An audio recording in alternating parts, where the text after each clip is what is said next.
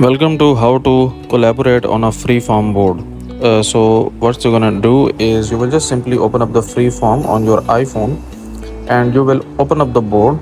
And let's suppose that I want to basically collaborate on this board, so I will tap on this share option here, and then I will tap on this, and then here are two options. Okay, only invited people will be able to collaborate you with this board, or you can change it to anyone with the link. Tap on this one, tap on done, and then you can basically invite anyone through the link. Okay, so let's suppose I will open up WhatsApp, and then WhatsApp will be opened up. Then what I will do, I will basically send the link to that person that I want him to join the board with me. Okay, so then he will basically copy this link, and he or she can basically join me on the board.